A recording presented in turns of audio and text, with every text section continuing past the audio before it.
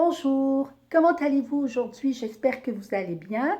Hier, jeudi le 23 avril, c'était la journée internationale du livre et du droit d'auteur. Pour la souligner, je vais vous proposer aujourd'hui deux suggestions de lecture adulte que vous pouvez trouver sous format numérique, donc vous pouvez télécharger parmi ces romans québécois dont les personnages principaux sont des auteurs.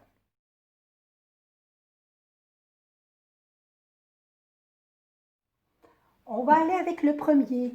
Donc, c'est Les villes de papier par Dominique Fortier, qui est une romancière et traductrice québécoise.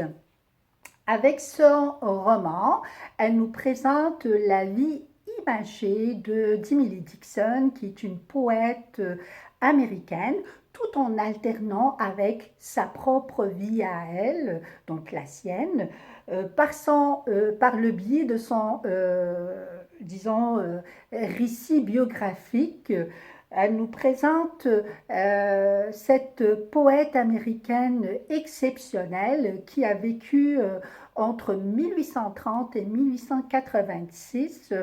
Euh, c'est une poète introvertie qui a vécu dans son propre monde, un monde fait de papier. Elle s'est vouée à l'écriture de ses poèmes. Donc, pour elle, l'écriture est une fin en soi. Elle ne cherchait pas à publier, puisque de son vivant, elle a publié juste 12 poèmes que les éditeurs ont modifiés parce qu'elle ne respectait pas les règles de la poésie de l'époque. Elle avait ses propres règles parmi les 1800 poèmes qu'elle avait écrits. Et ce n'est que dans les années 50 qu'on finira par la considérer comme la fondatrice de la poésie américaine. Et en faisant des sauts dans le temps, Dominique nous présente aussi des morceaux de sa propre vie à elle, des endroits qu'elle a visités, des lieux qu'elle a habités avec sa fille et son conjoint. Donc c'est un joli roman biographique à découvrir. C'était ma première suggestion.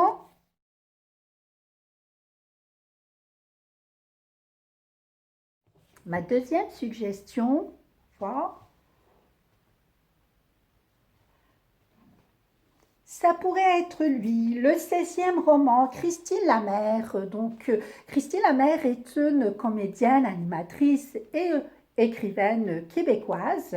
Donc, il s'agit de l'histoire d'une romancière de succès international qui entame l'écriture de son 16e roman, comme le titre du roman l'indique. Et donc, qu'elle avait une vie magnifique, extraordinaire. Donc, elle enchaînait les tournées dans les grandes capitales du monde. Ses livres se vendaient à des milliers d'exemplaires. Tout semblait parfait jusqu'à ce que son monde s'écroule. Elle n'arrive plus à écrire. Elle a ce qu'on appelle le syndrome de la page blanche ou l'angoisse de la page blanche. Pourquoi?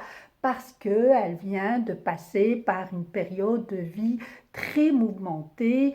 Ses parents vieillissent, étant de plus en plus malades, son conjoint la trompe, un cadavre s'échoue dans sa plage de son domaine privé. Donc, prise avec tous ces problèmes, elle a que des pressentiments négatifs et sa vie devient un cauchemar. Va-t-elle s'en sortir et à quel prix?